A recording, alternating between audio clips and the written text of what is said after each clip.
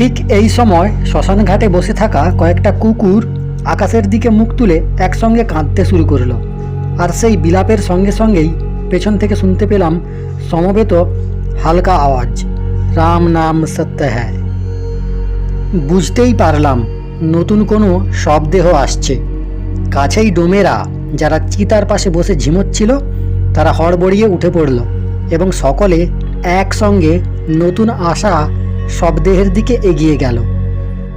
আলো আঁধারিতে আমরা দুজনে একটু থমকে দাঁড়ালাম। তখনকার মতো সেই দিকেই তাকিয়ে রইলাম। সত্যি কথা বলতে কি, শ্মশান আমার কোনোদিনই ভালো লাগে না। এটা কি একটা ভালো লাগার জায়গা? শ্মশান তো হলো শেষ যাত্রাস্থল। ভালোবেসে কি কেউ সেখানে যায়? যায় নিতান্ত বাধ্য হয়েই। কারণ শ্মশানে যখন কাউকে নিয়ে যাওয়া হয় তখন তার প্রতিবাদ করার ক্ষমতা থাকে না। ভালো লাগলেও যেতে হয়, ভালো না লাগলেও যেতে হয়। সেই নতুন আসা শবদেহের ব্যবস্থা করার তোড়জোড় শুরু হয়ে গেল। ডোমেরা সব তৎপর। এমন সময় কারুর একটা গলার আওয়াজ শুনতে পেলাম। অন্ধকারের আড়াল থেকে কেউ যেন বলে উঠল, ভাইয়া बचवा को जरा सा धीरे से उठा के रखियो चितवा पर, एक ही लड़का है हमार। বুঝতে দেরি হলো না, এটা এই ছেলেটারই হতভাগ্য বাবার গলা, যার বৃদ্ধাবস্থার একমাত্র সম্বল লাঠিটাও ভেঙে গেছে। তার আহত হৃদয়ে ছেলেটার প্রতি এতটাই মোহ জমা ছিল যে সে মৃতদেহটাকে মৃতদেহ হিসেবে মেনে নেবার মতো মানসিকতাটুকুও হারিয়ে ফেলেছে। বিষণ্ণ মনে আমরা সেদিক থেকে চোখ ঘুরিয়ে নিলাম। এগিয়ে গেলাম আমরা পায়ে পায়ে সেই ধ্যানমগ্ন যোগীর দিকে। এইসব পারিপার্শ্বিক ঘটনার দিকে তাঁর অবশ্য কোনো লক্ষ্যই ছিল না। সম্ভবত অন্য কোনো জগতে ঘুরে বেড়াচ্ছিল তার মন, সব আবরণ আর বন্ধনের বাইরে। আমরা ধীরে ধীরে তার সামনে গিয়ে দাঁড়ালাম। তারপর মাটিতে মাথা ঠেকিয়ে প্রণাম জানালাম তাকে। হাত তুলে আশীর্বাদ করলেন, বললেন, ওং নমো নারায়ণায়। তাকালেন তিনি আমাদের দিকে। চোখে মুখে তার শিশুর সরলতা। মনে হলো যেন আমাদের দেখে তিনি খুশিই হয়েছেন। অন্তত চোখ মুখের ভাবে সেটাই যেন ফুটে উঠছিল। তার অনুমতি নিয়ে পাশেই মাটিতে বসে পড়লাম আমরা।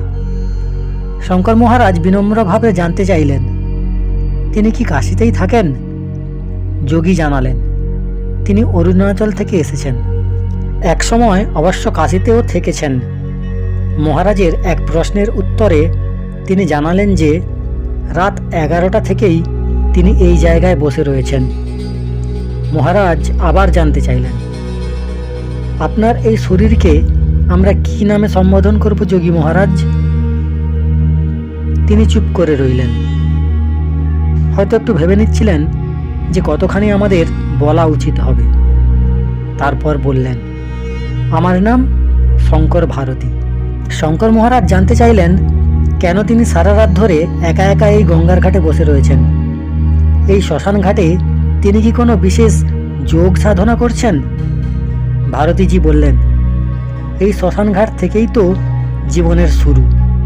লোকে বলে মৃত্যুতেই জীবনের পরিসমাপ্তি, কিন্তু সত্যি কি তাই? মৃত্যুর পরেই কি সব কিছুর পরিসমাপ্তি ঘটে? না না, এগুলো একেবারেই অজ্ঞানতায় ভরা কথা। এই রকম ধারণা করা বা বোঝা সম্পূর্ণ ভুল। মৃত্যু জীবনের শেষও নয়, আর মৃত্যুর পর সব কিছুর পরিসমাপ্তিও হয় না।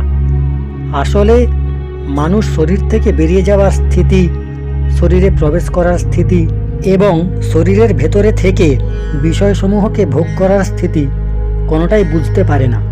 এর আগেও হাজার হাজার বার আমরা শরীর থেকে আলাদা হয়ে গেছি। হাজার হাজার বার শরীর আমাদের থেকে আলাদা হয়ে গেছে, কিন্তু প্রতিবারই আমরা মৃত্যুর ক্ষণের অনুভূতি থেকে বঞ্চিতই থেকে গেছি। এটাই যথার্থ সত্য। আমি জানতে চাইলাম, কেন এমন হয়? যোগীবর বললেন, বাস্তবে শরীর যখন ছেড়ে যায় অথবা আমরা শরীর থেকে আলাদা হয়ে যাই, তখন এক গভীর চেতনাহীনতার সৃষ্টি হয়, যাকে আমরা মৃত্যুর আগে মূর্ছা বলি। যখন কেউ মারা যায় তখন এই চেতনাহীন অবস্থাতেই মারা যায়। এটাই প্রকৃতির নিয়ম। মৃত্যু একটা রহস্যময়ী ঘটনা। সেই রহস্যময়ী ঘটনা ঘটবার আগেই ভেতর থেকে মানুষ অচেতন হয়ে যায়। এই জন্যই ঠিক মৃত্যুক্ষণের যা অনুভব তা থেকে বঞ্চিতই থেকে যায়। সেই কারণেই মৃত্যু রহস্য আজ পর্যন্ত রহস্যই থেকে গেছে। মৃত্যুর কিছু আগে মানুষের বাহ্যিক চেতনা লুপ্ত হয়ে যায়। এই সময় ভেতরের আত্মা ধীরে ধীরে শরীর থেকে আলাদা হতে থাকে।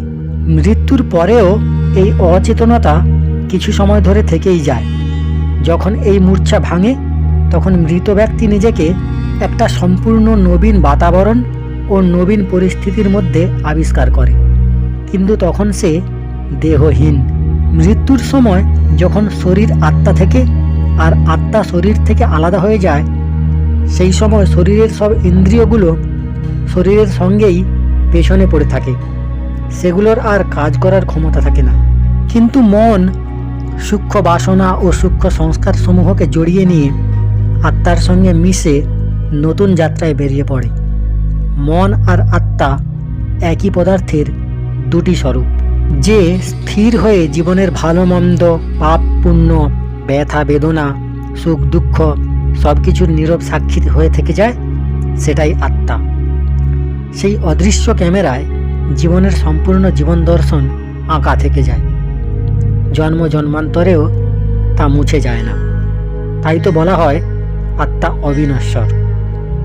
আর যার রূপ চঞ্চল এবং ক্রিয়াশীল সেটাই হলো মন। আত্মা আর মনের মধ্যে এটাই তফাৎ। এই ভেদ আর এই ঘটনা মরণাপন্ন মানুষের বোধগম্য হয় না। তাত্ত্বিক এবং দার্শনিকরা এই মূর্ছা অবস্থাকেই অজ্ঞান অবস্থা বলে থাকেন। প্রত্যেক ব্যক্তি অজ্ঞান অবস্থাতেই মারা যায় এবং অজ্ঞান অবস্থাতেই জন্ম নেয়। জন্ম ও মৃত্যুর মাঝখানের যে স্থিতি, সেটাই জীবন। এই জীবনের বিষয়েও প্রকৃত অর্থে মানুষ অজ্ঞানই থাকে। আমরা জন্ম নিই অজ্ঞান অবস্থায়, জীবন কাটাই অজ্ঞান অবস্থায়, আবার মারাও যাই অজ্ঞান অবস্থায়।